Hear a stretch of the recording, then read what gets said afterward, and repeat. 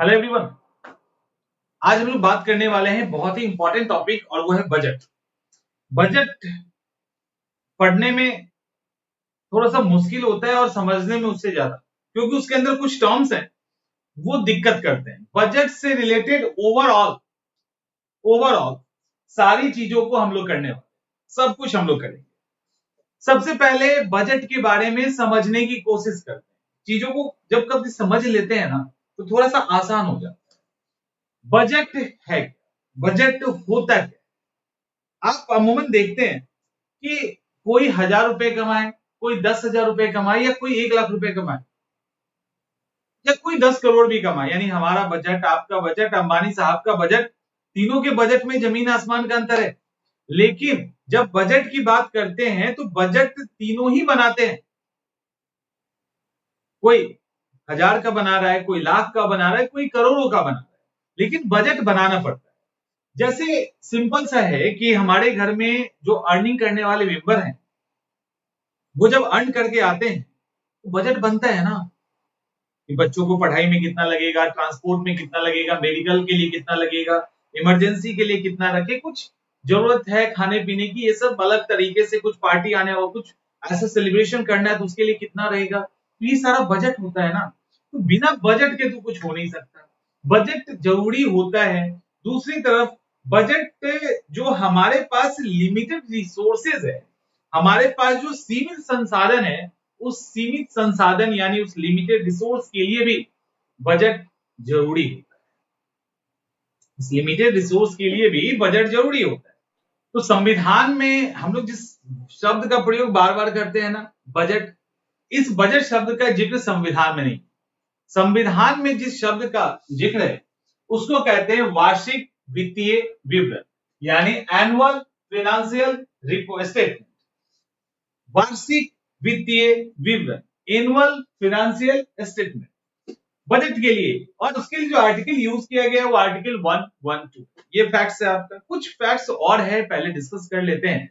जैसे 1999 से 1999 से क्या होता था कि बजट फरवरी के आखिरी दिन, वो भी शाम में 5 बजे बजट हमारे सामने आता था, और लालटेन वाल्टेन जला के बजट रात भर पढ़ा जाता था 10 बजे रात तक। उसके बाद क्या हुआ, इसके अंदर बदलाव आया 2001 से 11 बजे, डेट वही था, लास्ट दिन था, फरवरी का होता था, और रात में दिन में 11 बजे से बजट पढ़ा जाता। लेकिन बाद में 2016 में इसके अंदर बड़ा बदलाव।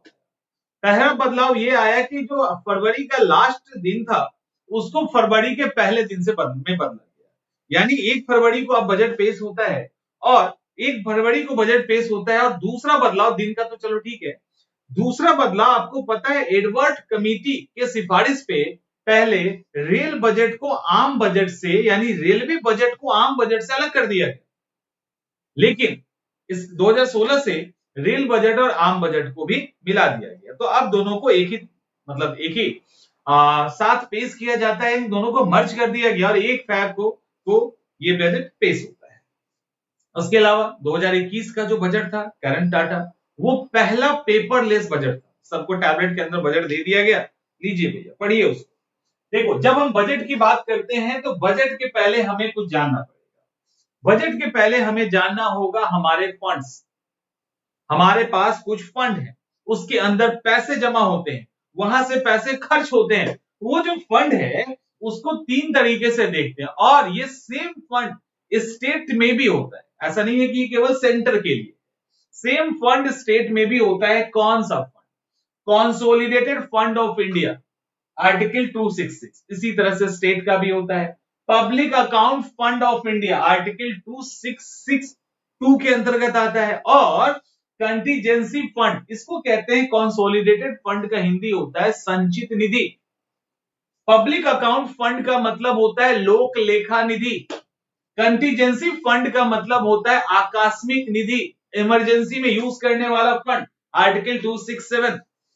इस तरह से ये अलग अलग तरह के फंड होते हैं। इसमें जो कंसोलिडेटेड फंड होता है, पहले समझिए, कंसोलिडेटेड जो फंड होता है, याद रखिएगा, किसी भी तरह का एक्सपेंडिचर, किसी भी तरह से पैसे निकालना और कोई भी पैसा जो कोई भी इनकम जब होता है उसको इसके फंड के अंदर डालना, वो सारी चीजें संचित निधि से ही होती है, कंसोलिडेटेड फंड से ही होता है। मतलब कोई भी टैक्स लगाया गया, कोई भी प्रॉफिट हुआ, कोई भी खर्च करना है, कोई मान लो नया पोस्ट बनाना है, उसके लिए सैलरी चाहिए। कुछ भी ऐसा खर्च करना है, 1 रुपया अर्निंग हो या 1 रुपया का खर्च हो, सरकार कंसोलिडेटेड फंड से ही वो पैसे खर्च करती है। और कंसोलिडेटेड फंड से पैसे निकालने के लिए एप्रोप्रिएशन बिल जरूरी है। एप्रोप्रिएशन बिल का मतलब होता है विनियोग विधेयक। बिना विनियोग विधेयक के एक पैसा यहां से नहीं निकाला जा सकता, 1 रुपए इसमें नहीं निकाले जा सकते, ठीक है। यहां पे आपको 2 वर्ड आपके सामने आएगा, पहला होगा चार्ज एक्सपेंडिचर, दूसरा होगा अनचार्ज एक्सपेंडिचर। चार्ज एक्सपेंडिचर को हिंदी में भारित व्यय कहते हैं, अनचार्ज एक्सपेंडिचर को कहते हैं गैर भारित व्यय। सवाल है ये भारित व्यय और गैर भारित व्यय क्या होता है, पहले इसके अंतर को समझते हैं। भारित व्यय का मतलब होता है ये दोनों ही कंसोलिडेटेड फंड पे ही होता है, दोनों ही जो चार्ज होता है वो कंसोलिडेटेड फंड से ही निकाला जाता है उसका पैसा। तो एक्सपेंडिचर को हमने 2 भाग में बांटा, एक चार्ज एक्सपेंडिचर, एक अनचार्ज। चार्ज का मतलब होता है भारित व्यय, भारित व्यय का मतलब है वैसा एक्सपेंडिचर जिस पर डिस्कशन तो हो सकता है लेकिन वोटिंग का कोई रिवाज नहीं है, यानी उसको आप पास नहीं करोगे ऐसा नहीं हो सकता, पास नहीं करेंगे ऐसा नहीं हो सकता, कारण है उसका। दूसरी तरफ अनचार्ज एक्सपेंडिचर, इसमें डिस्कशन भी होगा, वोटिंग भी होगा, ये पास नहीं भी हो सकता है। चार्ज एक्सपेंडिचर के अंदर क्या आएगा, जैसे सैलरी, वेतन, जैसे ऑफिस खर्च। अब मान लो किसी को नौकरी पे आपने रख लिया, उसको सैलरी तो देंगे ना, कोई ऑफिस बनाया तो ऑफिस का खर्च तो चाहिए ना, उसको उसमें क्या हो, जो सैलरी फिक्स है वो सैलरी देना है, जो ऑफिस फिक्स खर्च फिक्स है वो देना है। जो सामान्य डे टू डे लाइफ का जो एडमिनिस्ट्रेशन होता है, जो प्रशासन होता है, जो उस तरह के ऑफिसर या स्टाफ होते हैं, उनके ऊपर जो खर्च होता है उसको चार्ज एक्सपेंडिचर कहते हैं, भारित व्यय कहते हैं। इसके लिए डिस्कशन का प्रोविजन तो है लेकिन वोटिंग का प्रोविजन नहीं है। जैसे राष्ट्रपति का वेतन भत्ता, उपराष्ट्रपति, वाइस प्रेसिडेंट की सैलरी, लोकसभा अध्यक्ष, राज्यसभा के उपसभापति, और सभापति इसलिए नहीं, चेयरमैन इसलिए नहीं कि उपराष्ट्रपति अलग से आ गया, वाइस प्रेसिडेंट आ गए, सुप्रीम कोर्ट के जज का सैलरी, उसके उसके पेंशन, फिर हाई कोर्ट के जज का पेंशन। आपको पता है ना, हाई कोर्ट के जज जब नौकरी पर रहते हैं, जब तक जज रहते हैं तब तक salary consolidated fund of state से मिलता है, राज्य की संचित निधि से मिलता है। लेकिन हाई कोर्ट के जज जैसे ही रिटायर करते हैं, कंसोलिडेटेड फंड ऑफ इंडिया से उनकी पेंशन बनती है। ये एक मेजर डिफरेंस, इसका ध्यान रखिएगा। क्या है कि यूपीएससी निर्वाचन है, ऐसे करके बहुत सारे हैं जिनके ऊपर जो पैसे खर्च किए जाते हैं, ऑफिस खर्च जो होता है, वो सब चार्ज एक्सपेंडिचर के अंदर आता है, बाकी सब अनचार्ज एक्सपेंडिचर, ठीक है, बाकी सब अनचार्ज एक्सपेंडिचर होता है। इसके अलावा दूसरा, पब्लिक और कंसोलिडेटेड फंड से एक 98 में निकालना होगा ना, तो एप्रोप्रिएशन बिल का पूरा प्रोसेस पूरा करना होगा। अभी हम लोग देखेंगे, यानी बजट का प्रोसेस पूरा करने के बाद ही 1 रुपया भी आप निकाल सकते हो, अदरवाइज नहीं निकलेगा। इसके बाद पब्लिक अकाउंट फंड जो होता है, ये थोड़ा सा इसमें होता है क्या है कि हम लोग अलग अलग तरीके से कभी फी भरते हैं, कभी फाइन भरते हैं, या कुछ सेविंग्स करते हैं। जैसे प्रोविडेंट फंड में, पीएफ फंड में हमारा पैसा जाता है, सेविंग्स में पैसे जाते हैं, तो वो सब सरकार के पास सुरक्षित रखे जाते हैं। जुडिशरी के द्वारा कुछ लगा दिया गया फी या फाइन, तो वो सब सरकार के पास पब्लिक अकाउंट फंड के अंदर रखा रहता है। यहां से पैसा निकालना इसके कंपेयर में आसान होता है। तो बहुत सारे जो फंड है ना, जमानत के रूप में सरकार के पास होता है, और जरूरत पड़ने पे वो इनका यूज कर लेते हैं। ये अलग बात है कि यहाँ पे भी जो पैसा खर्चा होगा उसको बाद में लाके यहाँ पैसा जमा करना होगा, क्योंकि ये लौटाना है इन फ्यूचर ना, तो कंसोलिडेटेड फंड से पैसे निकाल के इसको डालने पड़ते हैं। इसी तरह से कंटीजेंसी फंड होता है, ठीक है, कंटीजेंसी फंड होता है। कंटीजेंसी फंड को कहते हैं इमरजेंसी फंड, आकस्मिक निधि। देखिए 500 करोड़ का फंड है जिसको बढ़ाने की बात बार बार चल रही है। 500 करोड़ का फंड है, यहां से पैसा निकालना थोड़ा आसान होता है। जैसे पब्लिक अकाउंट फंड से पैसा आसानी से निकलता है ना, इसीलिए अब देखिए क्यों इसको बनाया गया। अब मान लो कि कहीं पे हम इमरजेंसी आ गई, मान लीजिए कि कहीं पे इमरजेंसी आ गया, कहीं पे इमरजेंसी आ गया और यहां से पैसे निकालने में एक लंबा टाइम लगता है, एक लंबा प्रोसेस लगता है, तब तक तो वहां कांड हो जाएगा। जैसे मान लो कहीं पे साइक्लोन आ गया, अब साइक्लोन आ गया तो अब सरकार सोचते रहेगी, तब तो सरकार जब तक ग्रांट लाएगी, उसको पास करेगी, तब तक तो वहां पे सब अस्त व्यस्त हो जाएगा। इमीडिएट उनको पैसा देना है तो कंटीजेंसी फंड से पैसे निकाल लिए जाते हैं। राष्ट्रपति के अंदर ये होता है, जो वित्त सचिव होते हैं, जो फिनांस सेक्रेटरी होते हैं, उनके माध्यम से इसमें से पैसा आसानी से निकल जाता है। लेकिन एक एक पैसे का हिसाब देना पड़ेगा और हर पैसे को कंसोलिडेटेड फंड से बजट में पास करके फिर से कंटीजेंसी फंड में लाके उसको भरना होगा। ऐसा नहीं है कि अपने गुल्लक की तरह खर्च कर लिए और उसके बाद निकल गए, ऐसा नहीं, ठीक है, ये करना पड़ता है। तो यहां तक होपफुली कि आप समझ गए होंगे। अब हम लोग आगे चलते हैं। आगे major constitutional provision related to budget, यानी यहां पे कहा गया है बजट से रिलेटेड संवैधानिक प्रावधानों की बात की। देखिए, बजट से रिलेटेड संवैधानिक प्रावधान की यदि हम बात करें तो इसको पहले तो एनुअल फाइनेंशियल स्टेटमेंट कहते हैं, यानी वार्षिक वित्तीय विवरण कहते हैं। इसको संसद के दोनों ही हाउस में राष्ट्रपति के द्वारा रखवाया जाता है, प्रेसिडेंट के द्वारा रखवाया जाता है। इसके अलावा कोई भी ग्रांट अगर लाना है, जिसको अनुदान कहते हैं, कोई भी अनुदान लाना है तो बिना प्रेसिडेंट के रिकमेंडेशन के वो नहीं लाया जा सकता। तीसरा, 1 रुपए भी कंसोलिडेटेड फंड से यानी संचित निधि से 1 रुपया यानी कुछ भी, कोई भी अमाउंट बिना एप्रोप्रिएशन बिल के, इट मींस विनियोग विधेयक के बिना नहीं निकाला जा सकता। और parliament can reduce and abolish any taxes, यानी पार्लियामेंट किसी भी टैक्स को हटा सकती है, कम कर सकती है, बढ़ा नहीं सकती है। मतलब बिना कानून के द्वारा तय किए गए टैक्स से अधिक कोई टैक्स वसूल नहीं कर सकता, लगा नहीं सकता। इसके अलावा क्या है, बजट जो प्रेजेंट किया जाता है, याद रखिएगा अभी मैंने पहले डिस्कस हम लोग ऑलरेडी कर चुके हैं, जब हमने विधेयक आपको पढ़ाया था पॉलिटिक्स सेक्शन के अंदर, तो बिल में ये कहा था क्लियर कि सरकारी बिल और प्राइवेट बिल, सरकारी और गैर सरकारी बिल होता है। बजट हमेशा सरकारी ही होगा, इट मींस बजट हमेशा मंत्री के द्वारा ही प्रेजेंट किया जाएगा, कोई प्राइवेट मेंबर इसको प्रेजेंट नहीं कर सकता।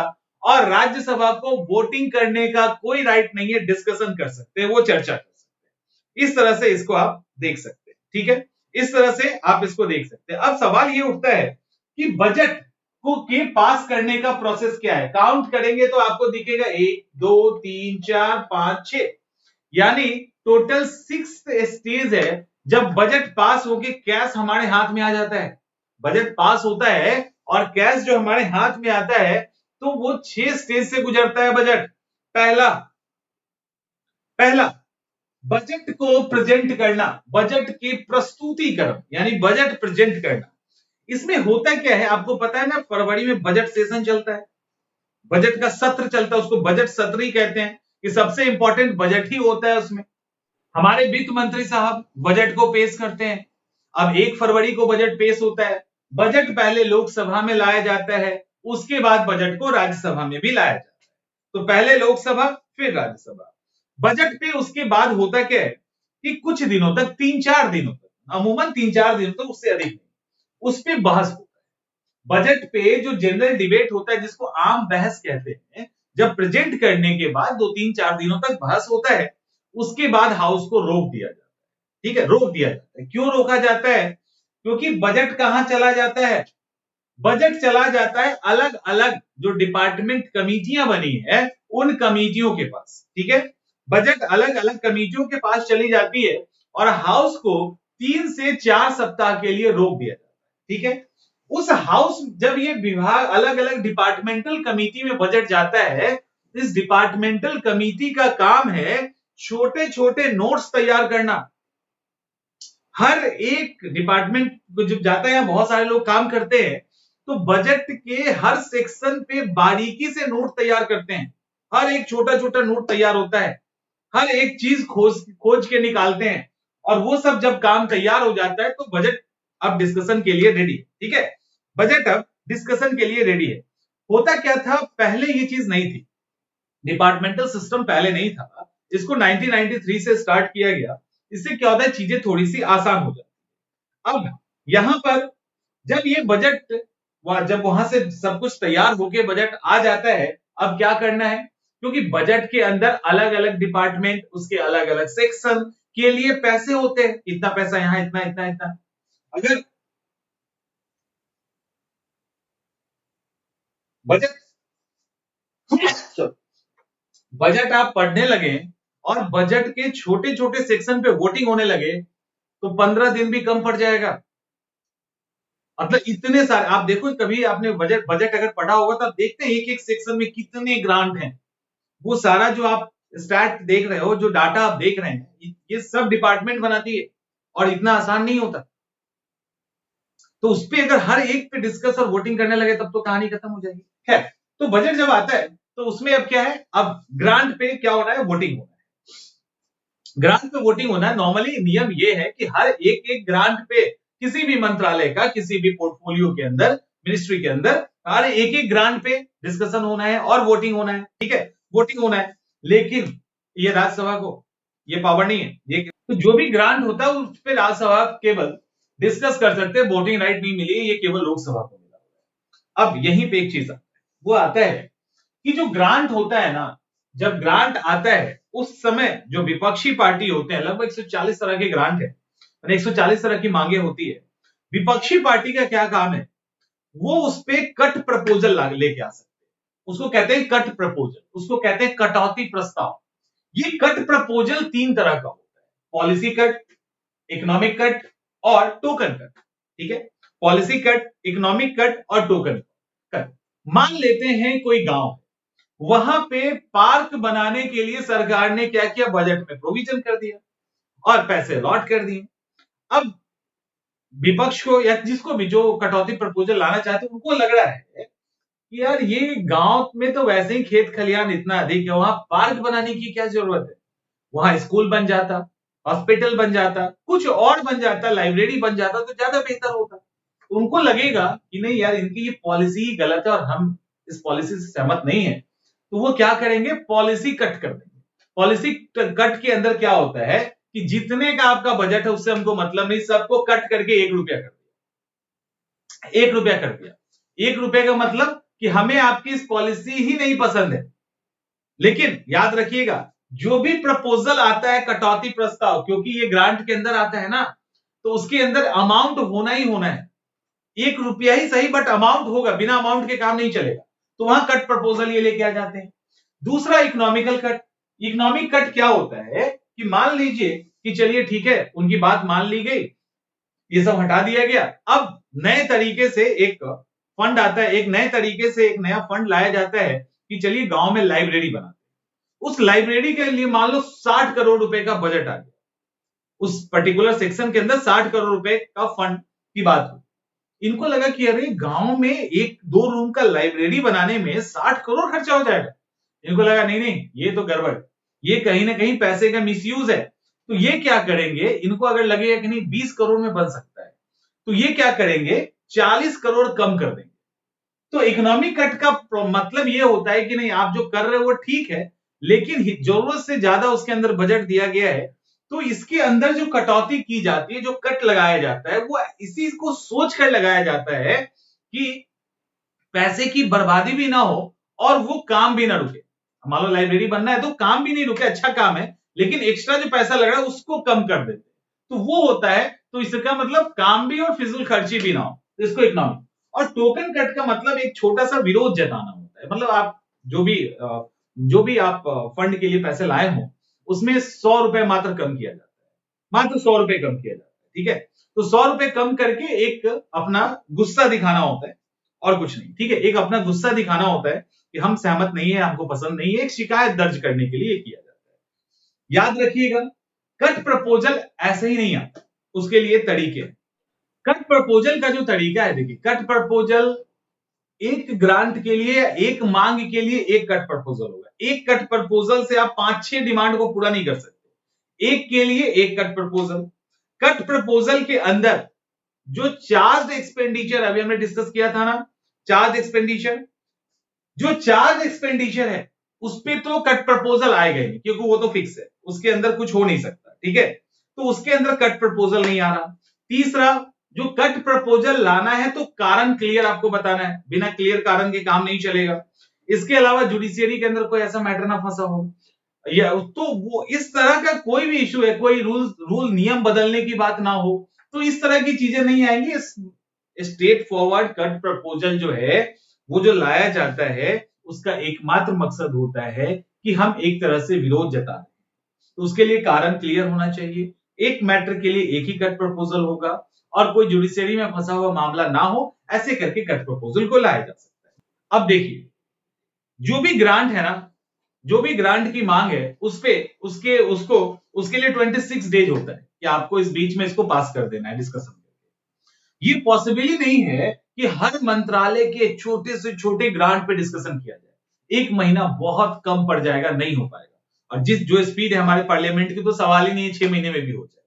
तो इसके लिए एक तरीका है। होता क्या है कि इंपॉर्टेंट मंत्रालय जो होते हैं ना, उसके इंपॉर्टेंट सेक्शन, इंपॉर्टेंट ग्रांट पे डिस्कशन कर लिया जाता है, और लास्ट दिन जब बचता है तो मान लिया जाता है कि जितना इनफ डिस्कशन हो चुका है, सारे चर्चे हो चुके हैं, गिलोटिन लाया जाता है और सबको एक साथ बजट को रख के एक साथ वोटिंग करवा दी जाती है।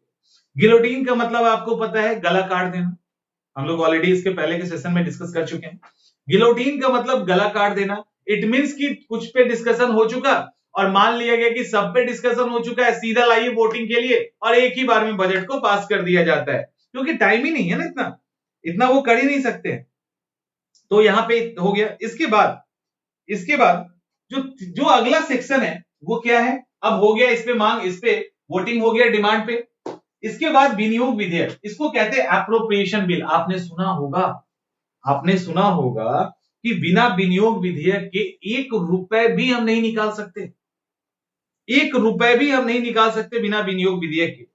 अब सवाल है कि जो विनियोग विधेयक होता है, जब ये सब डिस्कशन हो जाता है ना, तब एप्रोप्रिएशन बिल लाया जाता है।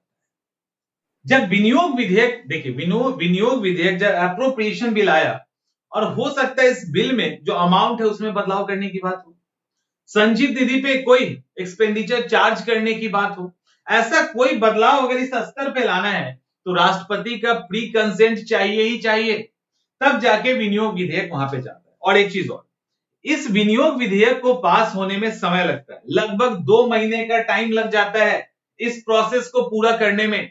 यहां तक आने में 2 महीने तक का समय लग जाता है।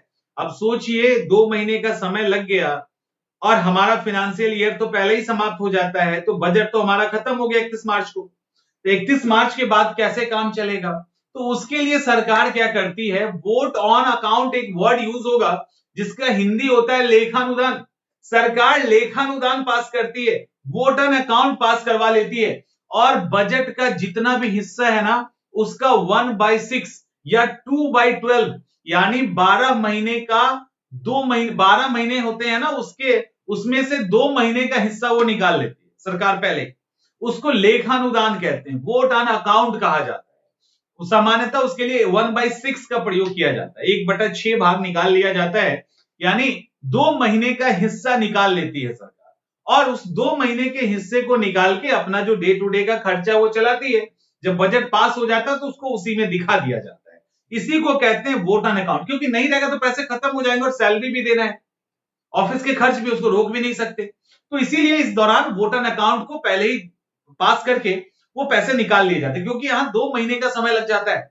अब जब ये सब हो जाता है तो ये विनियोग विधेयक क्या हुआ, ये आपको एक गारंटी दिया कि भाई आपको पैसा अप्रूवल कर दिया गया, अब आप पैसे निकाल सकते हैं, ठीक है। ये एक गारंटी होगी। इट मींस कि जैसे गार्जियन से कहो ना, मुझे बाइक लेनी है, बहुत रिक्वेस्ट करो तो कहेंगे अच्छा ठीक है, तुमको बाइक हम दिलवा देंगे, अप्रूवल देते हैं। लेकिन बाइक तब तक नहीं आएगा जब तक हाथ में कैश नहीं आएगा ना, जब तक कैश नहीं आएगा। तो ये तो अप्रूवल हुआ एक तरह से, चलो चेक है कि हमको मिल जाएगा, लेकिन कैश निकलेगा उसके बाद ना, तो उसके निकालने के लिए फिनांस बिल पास करना पड़ता है, लास्ट वित्त विधेयक पास करना पड़ता है। और ये जो वित्त विधेयक है वो एप्रोप्रिएशन बिल से थोड़ा सा अलग होता है कि इसके अंदर कोई भी राशि, कोई भी रकम जो है, मतलब टैक्स वैक्स जो है उसको घटाने बढ़ाने, इन सब से रिलेटेड अमेंडमेंट इसके में किए जा सकते हैं। और उसके बाद ये पास हो जाता है और मान लिया जाता है कि बजट पास हो गया। तब जाके ये बजट का पूरा प्रोसेस पूरा होता है और जो फिनांस बिल है, जो वित्त विधेयक है, 75 डेज के अंदर पारित हो जाना चाहिए। यानी पूरा प्रोसेस जो है इतने दिन के अंदर कवर हो जाना चाहिए।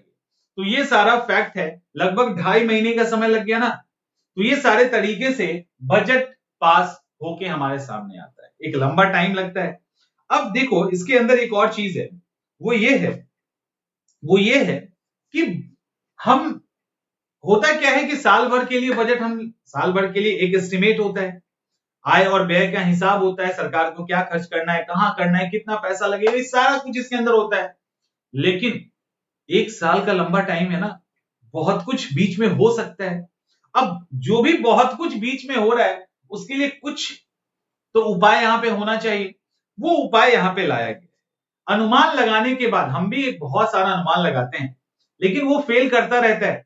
तो ये जो अनुमान फेल करता रहता है वो फेल ना करे इसके लिए, फेल कर जाए तो कर जाए, उसके लिए एक तरीका इन्होंने छोड़ रखा है, दैट इज ग्रांट। कुछ अदर ग्रांट्स होते हैं लाइक अनुपूरक ग्रांट, इसको सप्लीमेंट्री ग्रांट कहते हैं। होता क्या है कि मान लीजिए संसद ने अप्रूवल दे दिया, कोई पर्टिकुलर के लिए ग्रांट इशू कर दिया गया है, लेकिन अब हुआ क्या, वो पैसे कम पड़ गए, महंगाई बढ़ गई या कुछ ऐसा हुआ जिसके कारण पैसे कम पड़ गए, तो क्या हुआ, सप्लीमेंट्री ग्रांट इशू कर दिया जाएगा उसके लिए। दूसरा है अतिरिक्त अनुदान। ठीक है, अतिरिक्त अनुदान, बजट के अंदर कोई नई सेवा शुरू करना हो जिसके बारे में बजट में प्रोविजन ही नहीं किया गया लेकिन लगता है कि नहीं इसे हमें कर देना चाहिए शुरू, अगर कुछ ऐसा है तो उसके लिए एडिशनल ग्रांट की व्यवस्था है, उसके लिए एडिशनल ग्रांट संसद के द्वारा जारी किया जाता है। इसके अलावा अधिक अनुदान, एक्सेस ग्रांट, मान लो कोई सेवा है अब पैसे कम पड़ गए, यहां पे कंडीशन ये है कि पीएससी यानी पब्लिक अकाउंट कमेटी, लोक लेखा समिति रिकमेंडेशन करेगी तब जाके लोकसभा इस पे अप्रूवल दे सकती है, जो प्रोसेस है उसके ऊपर। एक्सेप्शनल ग्रांट, अपवादानुदान, मतलब क्या होता है कि उस साल से इसका कोई लेना देना नहीं है, उस साल के प्रोग्राम से कोई लेना देना नहीं है, ये अचानक आया और उसको लागू करना है, वो विशेष सेवा है तो संसद उसके लिए पैसे अलॉट कर देती है। वोट ऑन क्रेडिट, ये इंपॉर्टेंट है, जहां से सवाल मेनली पूछा जाता है, जिसको कहते हैं प्रत्यनुदान, इसको ब्लैंक चेक कहा जाता है। ब्लैंक चेक लेजिस्लेचर के द्वारा एग्जीक्यूटिव को दिया जाता है, लोकसभा के द्वारा कार्यपालिका को दिया जाता है। ये एक ऐसा चेक होता है जिसमें इमरजेंसी पड़ने पे, बहुत इमरजेंसी आने पे कार्यपालिका यानी एग्जीक्यूटिव जो भी अमाउंट भरेगा उसको तुरंत वो पैसे मिल जाए, उसके लिए इसको ब्लैंक चेक कहा जाता है, लोकसभा के द्वारा कार्यपालिका को दिया जाता है। इसके अलावा टोकन ग्रांट, सांकेतिक अनुदान, इसको थोड़ा सा समझिए अच्छे से। होता क्या है कि मान लीजिए कि एक एग्जांपल के तौर पे कि कहीं पे जैसे गांव है, वहां पे पार्क बनाने के लिए 80 करोड़ रुपए का फंड है, ठीक है, किया गया, वो पड़ा है, मतलब क्योंकि सबको लग रहा है कि जरूरत ही नहीं है। अब वो उस फंड 80 करोड़ उसमें सर रहा है, कोई इसका यूज नहीं कर पा रहा, और अचानक से लगा कि नहीं इस गांव में ना हॉस्पिटल ही बनवा दे, तो सरकार को याद आएगा कि अरे उसी गांव के लिए 80 करोड़ रुपए एक फंड में पड़ा है, क्यों ना उसी को इसमें शिफ्ट कर दे। तो क्या ऐसे ही शिफ्ट हो जाएगा? नहीं, उसके लिए एक टोकन ग्रांट आता है, उसके अंदर 1 रुपए डाल के उस ग्रांट को स्टार्ट किया जाएगा और उसमें यह लिखा होगा कि वो फंड का पैसा इस फंड में आ जाए। उसके लिए कम से कम 1 रुपए का वो ग्रांट बनता है, बिना पैसा के ग्रांट बन ही नहीं सकता। तो उसके बाद वो जो राशि है वो शिफ्ट होके पहले वाले में आ जाएगी। तो ये सारी चीजें यहां पे। अब जितने भी ग्रांट आपने देखा है ना, ये सारे ग्रांट को पास होने के लिए वही प्रोसेस फॉलो करना होता है, एज इट इज वही प्रोसेस फॉलो करना होता है जो प्रोसेस पार्लियामेंट में बजट पास करने के लिए करना होता है, सेम प्रोसेस। इसीलिए इन सब में भी बहुत टाइम लग जाता है, इन सब में भी बहुत टाइम लगता है। तो ये सारी चीजें बजट से रिलेटेड, होपफुली की चीजें समझ में आ गई होंगी। यहां से आप सवाल को सॉल्व कर सकते हैं। सवाल